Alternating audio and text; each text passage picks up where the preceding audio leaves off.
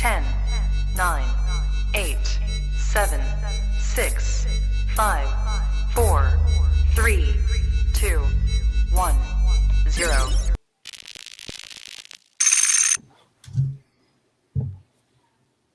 Okay, and we're live here on the Rising Coaches podcast, joined today by Andy Miller. We appreciate you guys tuning in. It's a big day. Of course, Andy Miller, longtime agent, joins us now. And then in about an hour, we'll kick off the day 4 of the Rising Coaches Conference on Zoom for members. So we encourage you, there's still time. Go to the website, risingcoaches.com. You can sign up for a free trial and attend the entire week of content. You can go back and watch anything you've missed. Tonight we have Buzz Williams of Texas A&M. So lots of great stuff in store. And let's get right to it.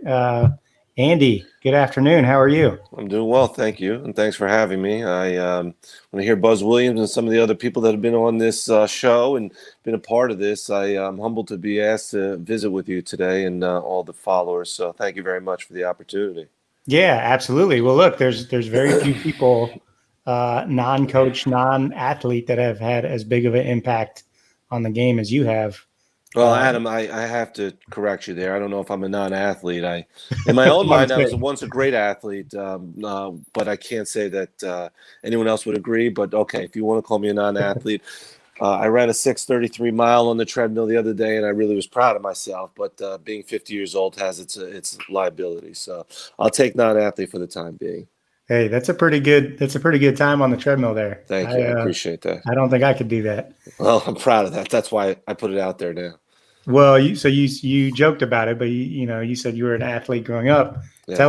Tell us about your background. How did you get into sports? Did you always want to be an agent? What was your background?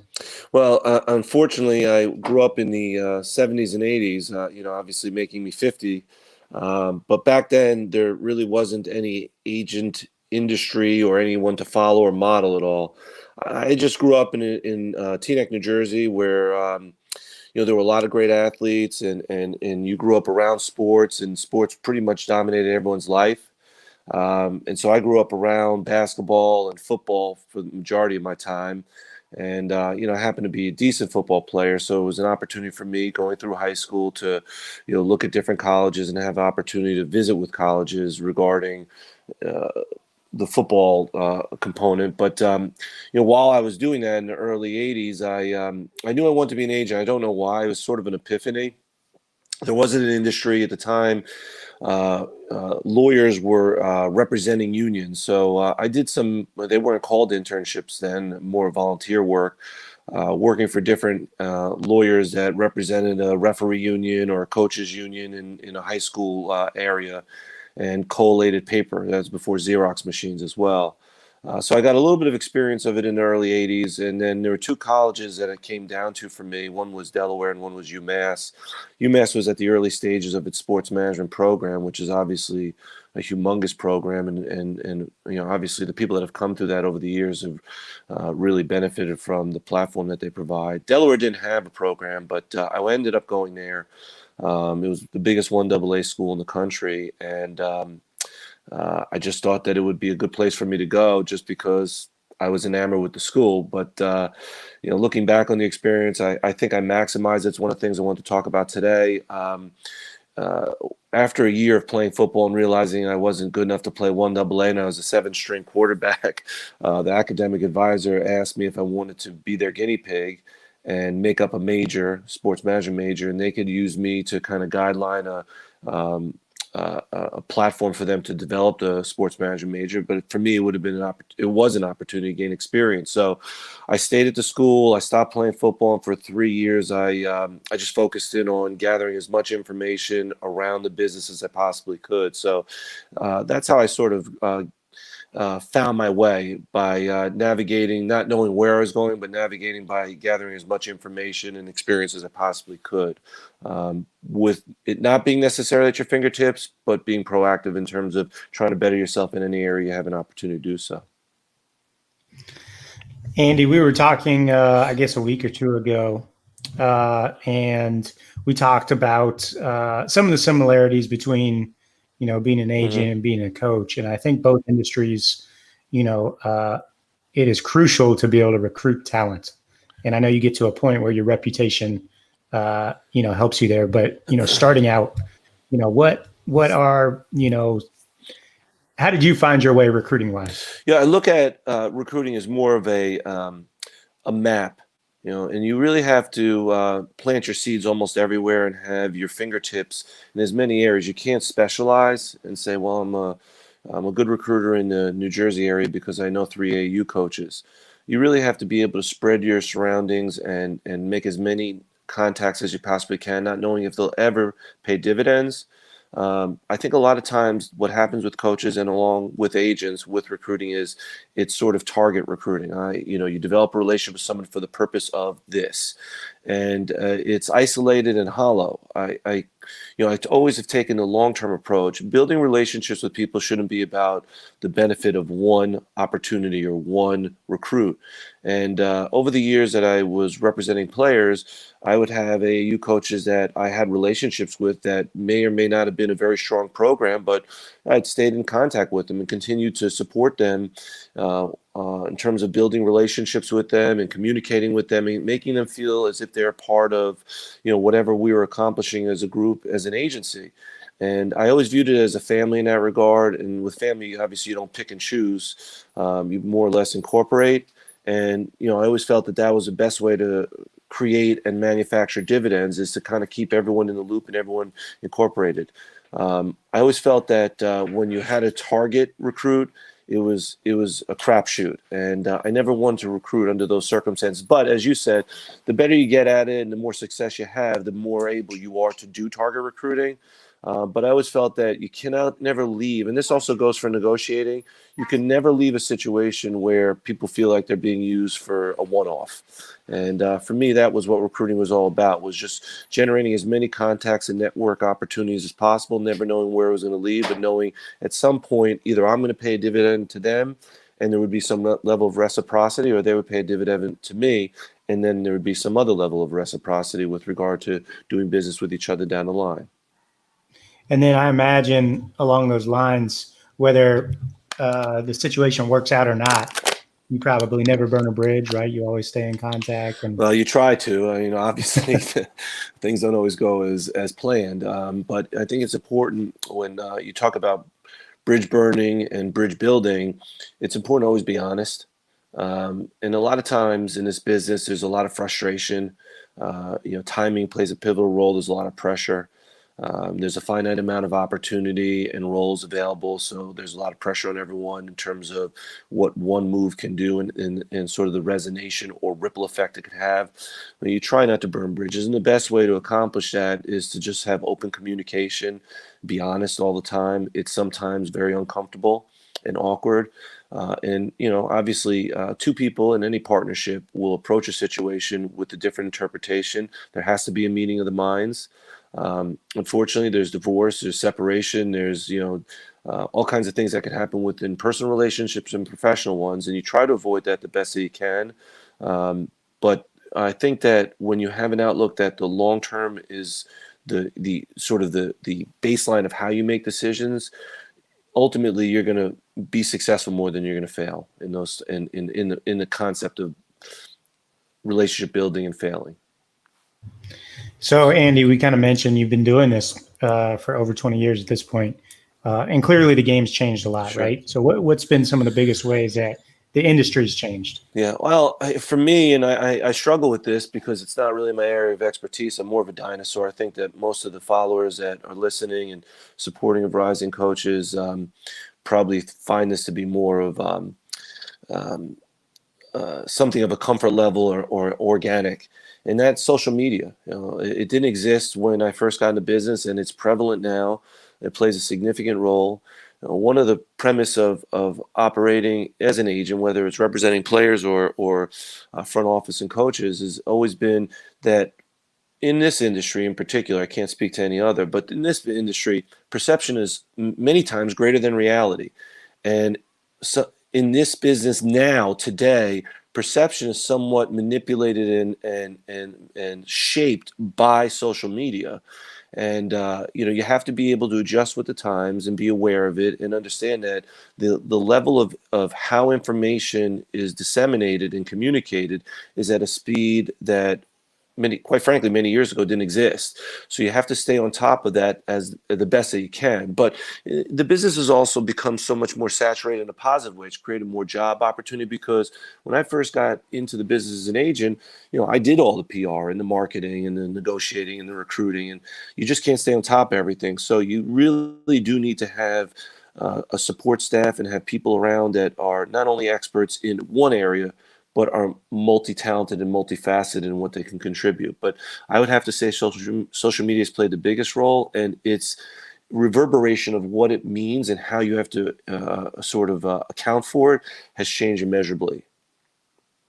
Have you embraced that? Can we find you on TikTok? And No, I have not no? embraced it. I am someone that on occasion I have had my TikTok account set up, and I am more of a voyeur in that regard, mostly in the venue of sports. I follow a lot of sports that are posted mostly, and all kidding aside, I think that TikTok is a fascinating platform. I have watched and followed both through my kids and just monitoring it myself, that evolution over the last year and how people are making money and how people are marketing through it. I think that it's a fascinating platform that is now being utilized. It wasn't here a year ago. I do have an account on Instagram and on Twitter, but I don't post. Probably, again, I'm more of a dinosaur. It would be more useful. Ironically, I'll give advice to many clients. I've done a lot of broadcasting contracts as well over the last couple of years, and I'll say to them, we have to raise your threshold with the amount of followers you have across your social media platform. I think that's a priority nowadays, but I haven't mastered for myself how to utilize it, to be quite frank, because a lot of things that go on in the agent business in terms of how you operate and also how you comport yourself and philosophically how you approach the marketplace. For me in particular, I like to be an operator from behind the scenes, not necessarily doing anything that would warrant it. It's just where my comfort level is rather than being out in front. I also think that in my particular situation, I can avoid social media as my personal platform because my relationship with media across the nation and globally is strong. I've developed those relationships. I have people that I feel comfortable with, that I can communicate with both on and off the record. And the media component of our industry is another area where there is much a viable part of the contributions and results of what goes on in the industry. As a coach, as an agent, as anyone else that would be a contributor to the net results of what the players do. Okay. A few years ago, you pivoted. You started your career representing mostly players, and just recently you pivoted to representing coaches. What's the biggest difference between serving those two different clienteles? Yeah, for me, the transition was very organic. Many of the, having been an agent for over 20 years, many of the players that I represented during their cycle as players, they were cycling out and becoming front office people. And I had already done some transitional work, whether it was Andre Patterson, who's now an executive with the Cleveland Cavaliers, or Chauncey Billups, Tyronn Lue, Tayshaun Prince. So I had the opportunity to have a little bit of a head start with that core industry of representation of front office and coaches. I had a little bit of a glimpse into it. It's a different industry in that you're not as much of a contributor in the development of the client. You're more a strategic partner of theirs. You're not as much. I think the nebulous nature of the relationship between an agent and a player. Are you his boss? Is he your boss? Which he is technically, but you're sort of giving leadership and guidance. They're relying on you to do a lot of things where their level of education has to catch up to their talent. So first year player is not going to be able to make the same level of decision or incorporate as much of what is going on industry wise into his personal situation, whereby coaches and front office people, for the most part, have more of a 360 perspective of what's going on. Now, The difference with coaches and front office people, depending upon their level of experience in their network base, is that there's, as I like to label it, there's different rungs of their level of information and intel. And so that plays a significant role in how you partner up with them and help strategically move their career along, versus players, for the most part, you have to, create their marketplace, you have to help them develop, and then you have to be their spokesperson and mouthpiece. You really don't partner up with a player in that you are sort of a 1-2 step on how to get their marketplace and negotiate a contract. The onus completely falls on your shoulders. But in their particular silos, both the player and the front office / coach, they contribute to their own careers in different ways. I find that the coaches and the front office people to be much more proactive in their own learning curves, not settling on what their skill set might be for today. So, for example, if a coach gets labeled as an offensive coach, he has to develop a myriad of skill set in order to be well-rounded, because if his ultimate goal is to be a head coach, he can't be labeled as an offensive coach. So I'm not going to be able to provide defensive schemes for him, but that he'll study. But he will find network people in his industry that he feels comfortable he can rely on or gather more intel or information to educate himself along the way. Players are a little bit different. They're going to have trainers, or you're going to provide trainers for them, and they're going to sort of maximize their skill set. But once they maximize their skill set, they've pretty much reached their pinnacle of their industry, and then it's how you manage them and sort of maximize that. So it's a different sort of contributory factor to how they develop in the industry. But it's been a fascinating experience for me. I've enjoyed it immensely. I do enjoy I still have very strong relationships with a lot of the players that I've represented that are still in the league. But I have to say that I've enjoyed the aspect of representing coaches and front office people a little bit more, because you're dealing with more or less your peer group. So there's more of a connection that way. I kind of felt that as a player's agent, you go through different stages. When I was toward the latter part of my career, I realized that even though I thought I was young, being 45, 46, I didn't have the same connectivity with the players anymore. They looked at me as a power player more so than their confidant. And so how you manage them has to evolve and change. And I think that plays a pivotal role in how you present yourself, how you market yourself, and how you utilize recruiting from different standpoint. Versus, when you're dealing with coaches and front office people, for the most part, who I am and how I represent you is not going to change. It's going to stay static, because they're going to change, and they need someone who's going to provide them with a certain level of expertise while they're evolving. You don't have to evolve with them. I really never got to the stage where I was a father figure to a lot of players, thankfully. I lost a lot of hair along the way, and it hadn't grayed out completely, but I never got to that stage, thankfully, because that would have been a humbling experience. So I always viewed myself more as the uncle or the big brother, and you have to approach things a little bit differently when you're coming from a different lens. Yeah, absolutely. What should coaches be doing more of? Like, where are they? I always think it's a hard balance between, getting yourself, your brand out there, and also like self-promoting or being labeled as too aggressive there. So like, what do you recommend to your clients in that regard?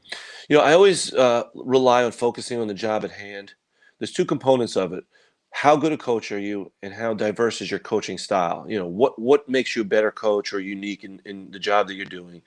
And I do believe that networking is important, but when it's done under the auspice of trying to advance your career, it has a certain level of artificial implementation to it. Versus, I'll recommend to people during the course of their off season to go reach out and speak to different people, and maybe it's to talk about offense or defense or special teams, or with front office people, talk to other people about cap or outside the industry, speak to people about different types of deals, but really work your network base for purposes other than just to get a job. I always find it fascinating that, we talked about the speed in which information is disseminated. If I'll use Chauncey as an example, when his name came up with the Indiana Pacers as a head coach and that he was a candidate, the amount of phone calls I got that day and Chauncey got that day with people soliciting to get a job, I always find that to be 3 to 4 rungs away from the core audience of what you're doing. They have no chance of getting a job, not because I don't like them or because they may not be skilled people that are calling Chauncey or myself, but because the wheels have been in motion for so long. Chauncey already knows who he wants on a staff should he get a job. Now, it may change or be altered somewhat, but you can't start to network the minute that someone has something that you want to be a part of or attach yourself to. It really has an artificial ring to it. And the more sophisticated you get in the business, the more you realize who has authenticity. And I kind of believe that, developing your own skill set and being recognized with patience. And a lot of people are worried about making it to the next step too quickly. And this is a longevity type business. I know it's one of the things that I get asked all the time is, what is some of the advice or the best advice you've received? And, I think this goes hand in hand with this, question or line of question is that you chose to be in this business. This is a business that you have to have for passion and you have to do with longevity. And you may never achieve your goals, but you chose this because it's something that makes you happy every morning that you wake up. If it doesn't, you shouldn't be in it. But if you're going to get frustrated because you're an assistant coach and you're not being recognized, you're not moving up the ladder. I've had a lot of coaches that I've given advice to prior to being on this side and also while being on this side. Those are the coaches that never have any success. They wallow in sort of a trail where they're just sort of on a treadmill, more or less, rather than sort of soaking in the experience they've had, understanding that they're in a better position today than they were yesterday, because yesterday they weren't. Well, today they have a job and tomorrow they could be out of a job. And yesterday they were building up to today. If you take that kind of approach and you just worry about accomplishing a job in your hand and having success, it's not a woe is me type industry. There's a lot of people that like to be sitting in your position, whatever that might be. But I just believe that, working on your own skill set and maybe recognizing your blind spots and doing an over-exaggerated effort to sort of educate yourself in those areas to be as well-rounded as you could be, networking with authenticity, and not worrying about the next job. You'll get recognized as long as you latch on to the right people for the right reasons. Okay, this is the Rising Coaches podcast presented by Lucio Sports. Check out luciosports.com. Go to the App Store and download their Assist app or their Whiteboard app, or join Rising Coaches and get both of those apps for free, where you can diagram plays, create your own personal knowledge library. It's all secure. You can share it with your staff, with your athletes. Some unbelievable resources there at Lucio Sports. We're joined here today by agent Andy Miller. Andy, you kind of touched on it a little bit there, but obviously in the coaching industry, there is a lot of turnover. Mm-hmm. If you coach long enough, you are going to find yourself out of a job. So what should we be doing at that point? If you find yourself in that situation, what do you recommend to your clients? Well, depending upon the timeline of it and where you are in terms of your evolution with your network base, I think it becomes a little bit organic in that you're calling the people that are within your wheelhouse, not outside.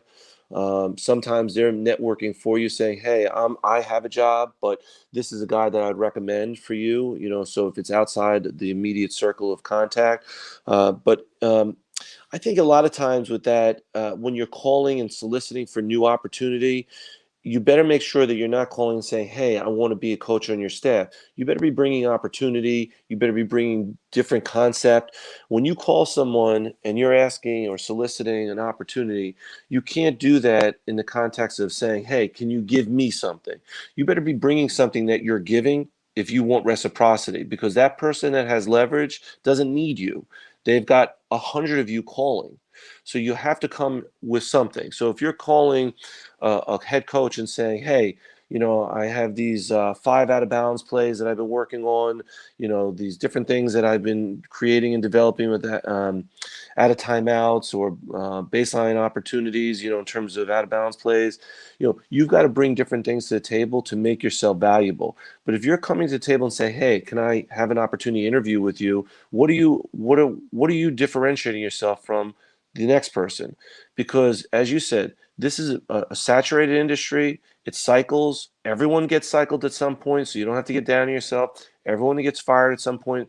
And so it really comes down to the next opportunity. And you have to prepare well for it by, when you're sitting in a good position, not sitting on your laurels and not being overconfident, it's always working toward bettering yourself. And the more you do that, and the more you're reaching out to other people and getting more information, sharing information, the more people will know how driven you are. And hopefully it'll be solicitous in that regard rather than you being solicitous. But I do believe that if you do have to be in a position where you get pinned down and you have to solicit for a job because you're in a desperate state, which hopefully it doesn't happen. But if it were to happen, you better make those phone calls with the auspice of I'm bringing something to the table, not my resume, not a network in terms of someone that's saying, hey, let me introduce you, but I have some things on the table I want to bring to you that might help your system. And if we end up working together, great. And if we don't, now I've made an impact on that person that might help me with somewhere else down the line. We see some comments coming in on social media. Please, if you guys have questions for Andy, drop them in the comments, regardless of the platform that you're watching on. We appreciate you tuning in.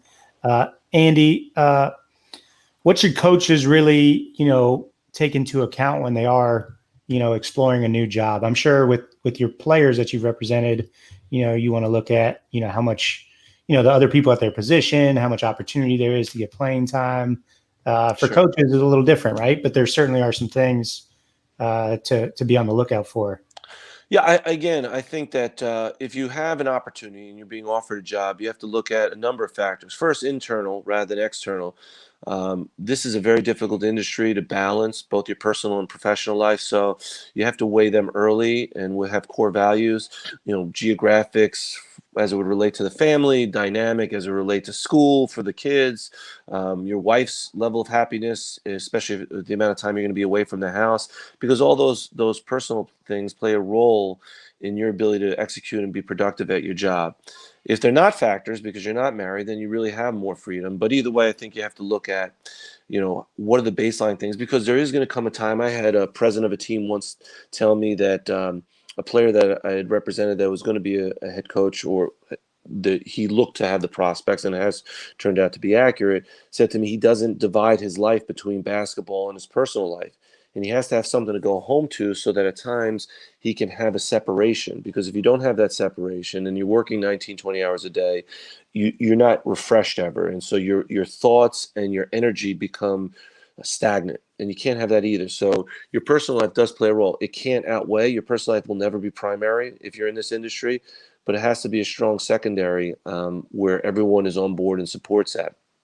With that being said, when you're weighing options and opportunities, I think a lot of it, at least in the NBA level, and I could trickle down to college as well, but on the NBA level, the first thing we evaluate is the culture of the franchise and the ownership, and how they manage their employees. How well do they treat them? Okay, because that plays a significant role in the business at hand. Is it a team that has a long-standing culture of development and support of their employees, or are they a culture that needs quick turnover because they're always scrapping and fighting to get to the bottom of the better rung? Because those play pivotal roles. Then I would also evaluate who your direct is, who you're reporting to, and what kind of relationship do you have with that person? What is their reputation? What is their history? Speak to people that have worked for them in the past. What is the level of success of the people that have worked for them? Are they supportive of the people on that staff? And do they not only support them in-house in terms of their development and growth, but they support them for a succession plan to grow? Or is it very territorial in-house in that regard? Because I think that all those things play a role in the level of success you could have in contributing and producing and also evolving. I have found you'd be surprised that there are territorial aspects to this business beyond what someone would say is norm, and that is sometimes someone is so successful and so helpful in the job they're doing that the people above them don't want them to leave, so they smother them. I've heard those stories before, and I've actually experienced it a little bit, and that's a difficult situation to be in. So you want to make sure that the people that were in that position before, what was the rationale as to why they left? I also think that the level of communication inside an organization is critical, whether that's an organization at the college or pro level. It's all the same, because these are all micro businesses. Macro at the NBA level with the value of these companies, but they're all micro businesses in that the basketball operations, whatever their value is in terms of how much money they generate per year, it's what is the executive team and how do they communicate and how do they interact with each other? and what's the culture? Are they friends off the court and outside of the business offices that they operate? I think those all play a role to how well you're going to have an experience and what level of success you're going to have within that experience. You mentioned the word leverage earlier, and I want to talk more, in terms of like negotiation and the agent side. Enough of the That's coaching boring. stuff. Give us the key to a good negotiation and how you get leverage in a situation, or is that just something that can you manufacture leverage, or is that something that exists on one side or the other? Sometimes it's a moving definition, because sometimes it exists organically in a situation where maybe one side covets the other side, and so you have automatic leverage. Sometimes you have to manufacture, and that's where I think strategy plays a pivotal role. Strategy doesn't happen after you get the job. Strategy happens leading into the sort of the steps to get to that job. That's how you create leverage from the outset. I'll give examples in a minute. But also, you have to recognize that with leverage, you have to have humility. So you can't have an ultimate amount of leverage and exercise it to its fullest, because when you do that, you exhaust that, and then you can be rest assured it's going to come back and punch you in the face sometime down the line too. There has to be a certain amount of recognition with leverage, that you have to have humility and say, okay, I recognize I have opportunity here and I can create a better situation for myself, but I also have to know when to either stop pushing or concede the pushing, so that it creates opportunity down the line, because that's strategy in its own right. If you do that and you do a good job, or let's say you leverage a situation, you get an extra X amount of dollars over a 3-year period for a contract, but you could have gotten 2 times that, and you do a great job over those 3 years, you have started the relationship on such a positive note that you might be valued at 3 times that value when that contract expires. So leverage is a moving target. But I've had situations where, in the scenarios I've given you, where a team will call and say, we need to have this guy, we want him. And I've used it one of two ways. Either creating the best situation for him, where I say, within that negotiation, here are our stop contingencies. It's X amount, these benefits as core benefits, in this role. Okay. But if that doesn't work out, if you can't get the ultimate amount of leverage in that regard, where you're leaving some cushion at the top, you can also use that in the boomerang effect, where by creating an opportunity elsewhere, you can always say, you know what, I decided not to take that opportunity, and you go back to the situation you're in and create a better situation there, so it could have a boomerang effect. So leverage can be created not with necessarily new opportunity alone. It could be created by leveraging off of the new opportunity. So leverage is an evolving term, but yeah, that's one way that I've created leverage. And the other one strategically is leading into a possible opportunity. When you know that when an opportunity is going to either present itself or be created for you, is how you take those steps prior to, by sort of carving the niche and solidifying the foundation prior to the negotiation. It's almost like a precursor to a negotiation. And in that regard, you've set the standard in which, walking into that negotiation, you already have an upper hand. Yeah, great stuff. We talked a little bit about recruiting earlier, and that's part number one. Get secure talent, and then probably the hard part is you have to be able to manage talent. Yes. How you've made a career out of that. What are the keys to it, and how have you been able to manage it in your career? And then maybe give me on the coach's side some examples of how you've seen people do it at a high level. Okay.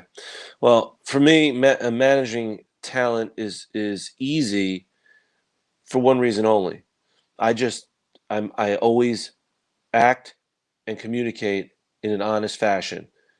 A lot of times it doesn't work because people don't want to hear honesty, and so they get mad at you or they resent you for it. But if I've always come with the philosophy and the principle that if I tell you something today, you ask me a question or we're discussing a matter, and I tell you something today, no matter when you ask me that same question down the line, whether it's you wake me up at 3 a.m, you catch me off guard, or I'm talking to a third party and they ask me the question for you, I'm always going to answer it the same way because I'm always going to answer it with honesty.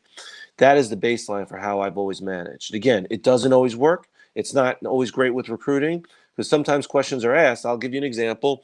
I've had in the past, especially with all the solidification and power of .com, where parents will look at the .com draft charts and say, well, my son is projected to go, I don't know, 50. And a lot of agents are saying they can make him into a first-round pick. We're calling you because you have leverage and whatever, accolades or kudos they bestow. Can you make him into a first-round pick? And my response in those situations, as long as it's the right and appropriate one, is the fact that you're projected to be 50 on this.com does not necessarily mean that that's the peak. I mean, the nadir, it could be the peak. You could end up going undrafted. So you're coming to me asking me to get you drafted higher. What if you get drafted lower or go undrafted? Now, a lot of people don't like to hear that. Well, there's a tendency in this business when you're managing that you have to recognize that it's not just in our industry, it's just a human factor, but in our industry, we have a tendency to give ourselves the worst case scenario as an analysis, which to others isn't a worst case scenario. It may be the best case scenario. And so in managing people, I've always felt that it's imperative to not only recognize where they see the status at, wherever they're getting their information, whether it be from other people or from social media, but recognizing that analysis of where they are, but also recognizing the upside that they're sort of hoping for, and giving them scenarios of how realistic that may be, or how, if it is realistic, how we can get there, but also manufacturing a platform of what worst case scenarios could be so they have the widest spectrum possible. And to me, that is the key to managing, is giving the client or the recruit the best case scenario. And you hear the cliches when people are recruiting, I'm not going to promise you a starting role. You got to give them a broader base than just that. And I'm sure it's much more in depth with the followers that are listening today, and coaches in general. But you really have to give a very broad base when you're managing, and you have to be consistent, and you have to always be communicative, and you have to manage not only for the minute, but for the hour, for the day, for the week, for the month. And you always have to be coming up with new ideas and be creative so that they know that you're always thinking about them and you're always trying to develop and help them and contribute to their success. Yeah, that's great. Andy, you're clearly gifted in communication. You seem very comfortable in your own skin, and just like you are who you are. Where do those, or you are who you are? Did I say that right? Where do those come from for you? Like those traits? Is that something you think you were born with? Did you develop them along the way? When I was at the University of Delaware, well, after I made up the major, I was able to bounce around a little bit, and I gained a lot of experience because, again, they didn't have any classes. And one of the things I was able to do, and a lot of people on this call can relate to it, is they didn't have, it was a low D1 at the time, and they actually went to their first NCAA tournament when I was there. But I volunteered as sort of a manager / coach. Now, I had no interest in being a coach at the time, and I still don't want to be in the coaching realm, but I was there to sort of help them from a business standpoint. So I put together their itineraries, their budgets for travel. I sat in the basketball office, helped them with recruiting letters and such. I really wasn't as interested in being on the court. And one day, there was some sort of breakout on the court, and I happened to be there on the sidelines talking to the head coach. And a player fell, and there was a sweat mark on the floor. And we didn't have it. There was no managers at the time. And someone said, the head coach, who wasn't the nicest guy, but he was a very stern person, said to me, "Get a towel and clean that up." And I looked at him, and I'm thinking to myself, I'm not the manager. I'm not cleaning up sweat. I'm not a coach. And before I could even finish thinking that and communicating that without sounding like, an a-hole, one of the assistants, the top assistant, grabbed the towel, wiped it up, and got off the court. No one made fun. I was afraid of being made fun of, or thought of being thought of in less of a a cool way, or being friendly with the players. And I realized then, this is when I was maybe 20 or 21, that if you take pride in what you do and you're confident in the way you do it with humility, then there really isn't anything that anyone can say to you or do to you that your pride or ego can be offended. And I don't worry about those things. I worry about delivering and communicating and producing. And so being comfortable in my own skin means that I'm not worried about being embarrassed. I'm not driven by that. I'm not driven by what other people think. I'm driven by my commitment and my partnership to my clients and driving their business and the opportunities that they've given me in terms of representing them. And I find that to be an honor, because they could choose a lot of other people. So being comfortable in my own skin means that I'm comfortable communicating. You may not like everything I'm saying today. You may think I'm boring. You may think I'm not handsome, and we should have put some garters up on the screen. And people that are listening may say, I've heard about Andy Miller. I've heard good things. I've heard bad. It doesn't matter, because the people that I represent, that I contributed to, and the people that I deal with, that I'm committed to, know who I am. I am not the nicest guy in the world, and not the meanest guy in the world. I view myself in being one of the. I try to be most honorable and honest person to whomever I'm dealing with, and so that in that regard, being comfortable in your own skin is pretty easy, to be quite frank.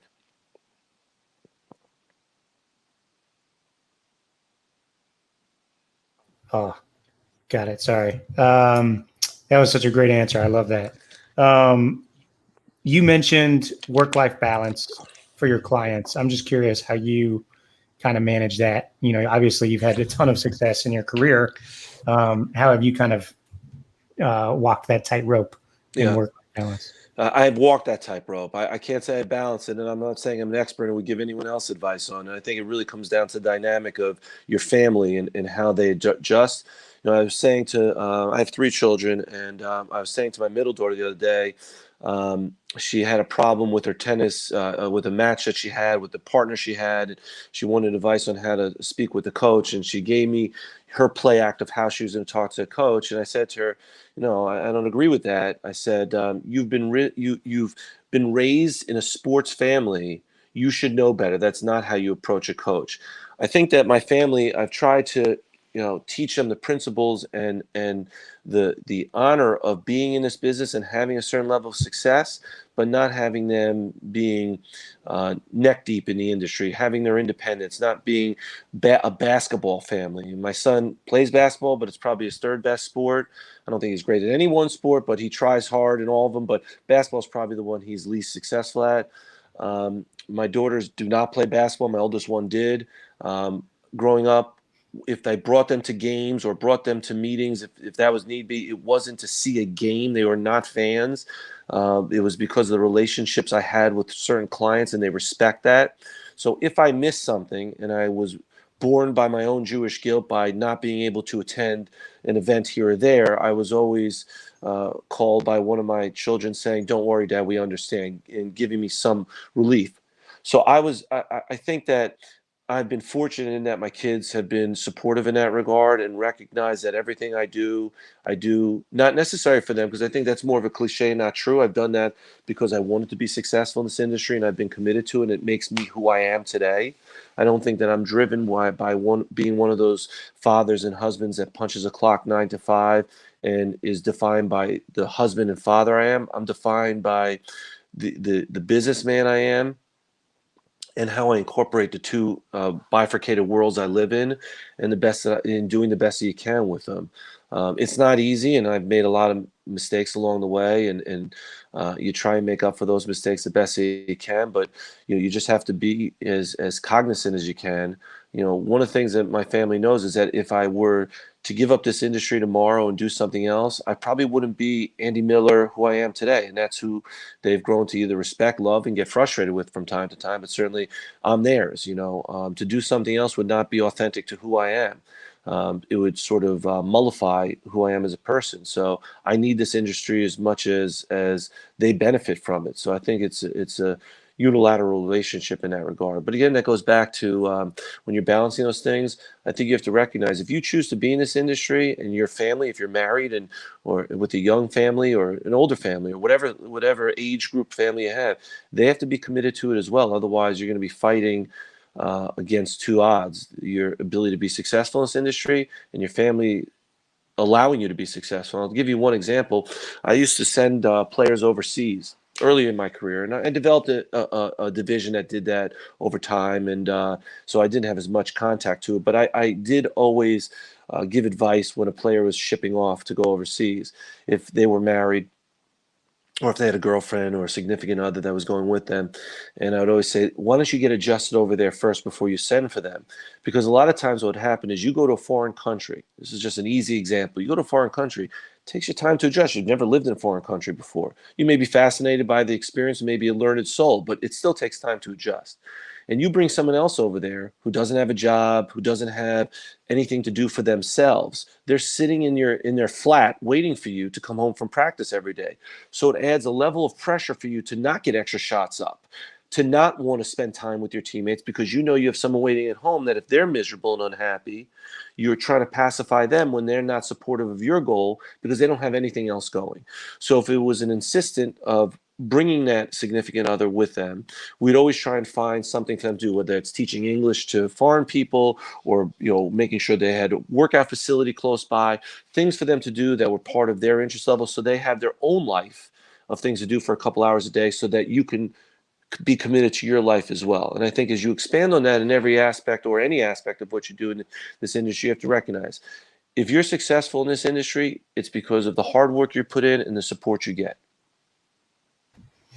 Andy, that reminds me of an episode of Finding Mastery podcast. I'm not sure if you're familiar with it, but he interviewed the former CEO of AT&T, and they asked him about work-life balance.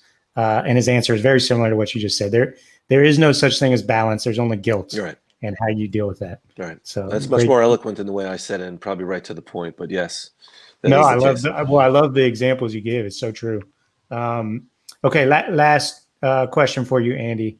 It all comes down to what? I think perseverance, consistency, control over your patience and focus. There's going to be, I even to this day, there are days that I'm working on a couple deals and I get done with 15 hours of calls and I go, I'm a big cigar smoker. I'll go outside and I'll go to smoke a cigar and I'll say, holy Christ, this was a rough day and I'm tired and I have nothing to produce, nothing that I've produced during that day that I could say this was a productive day. And you just have to get after it every single day with relentless focus and energy and not worry about all the side noise. The side noise in our business is relentless, and all it does is decapitate you from reaching your goals. And so I've never worried about when people ask me about, well, what were your goals in 5 years? What were your goals in 10 years? I worried about what my goal was 5 minutes from today. 5 minutes from now. I never worried about long-term goals and business plans. I worried about grinding it on a minute-by-minute, day-by-day basis. And I enjoyed it. I mean, yes, there are aspects of it that I don't enjoy and haven't and won't. But you get through those too, because everything you have to do with a grain of salt. For every 4 a.m. wake-up call to get on a 6 o'clock flight, and there's been thousands of them, and you're tired. You get the job done that day because that's what you have to do. There's no excuse. No excuse, because if you don't do it, someone else will. And so you have to be driven every single day without any excuses, because no one cares what your excuses are. A job has to be done. And if you don't do it, someone else will without excuse. So you have to stay focused every day and grind it out. Andy, thank you so much for hanging out with us this hour. Thanks for having me. Great interview. Yeah, we appreciate it. And for everybody tuning in about 15 minutes, a little less, we'll be jumping over to Zoom for day 4 of the Rising Coaches Conference. We have Buzz Williams on tonight, as well as some other great speakers and panelists. You still have time. Go to risingcoaches.com, sign up for a free trial, and get access to the conference. You won't want to miss it. Andy, again, thank you so much for being with us, and we'll talk to you soon. Thanks for having me. Take care. Bye-bye.